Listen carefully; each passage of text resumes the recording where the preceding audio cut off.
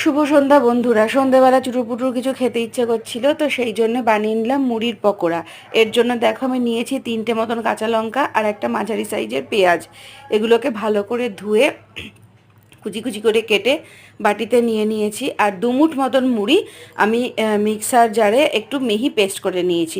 পুরোপুরি মিহি কিন্তু করব না, একটুখানি হালকা হালকা দানা দানা ভাব যাতে থাকে, না হলে মুখে দিলে একদমই মেল্ট হয়ে যাবে, সেটা ভালো লাগবে না। তো আমি এখানে পেঁয়াজ লঙ্কাটা কেটে নিয়েছি।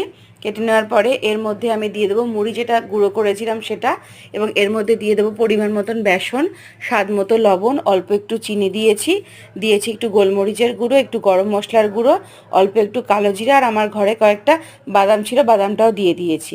এবার এর মধ্যে একটুখানি সাদা তেল দিয়ে এটাকে ভালো করে মিশিয়ে নিয়ে অল্প একটু জল দিয়ে এটার একটা শক্ত পেস্ট বানিয়ে নেব।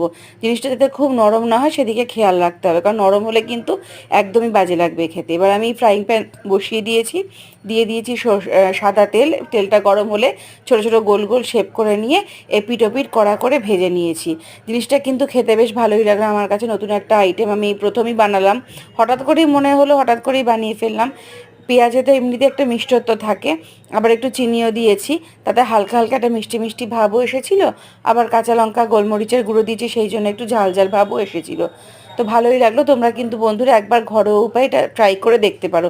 সন্ধ্যের ছোট্ট খিদে মেটানোর জন্য এটা কিন্তু একদম মনে হচ্ছে পারফেক্ট। খেয়ে তো আমার বেশ পেটটা ভরে গেল। চলো, যদি তোমাদের রেসিপিটা ভালো লাগে একটু কমেন্ট করে আর আমার চ্যানেলটাকে সাবস্ক্রাইব করে আমার পাশে থেকো, তাহলে আমি আবার এরকম ছোটো ছোটো ভিডিও দিতে তোমাদেরকে আগ্রহ বোধ করবো। চলো।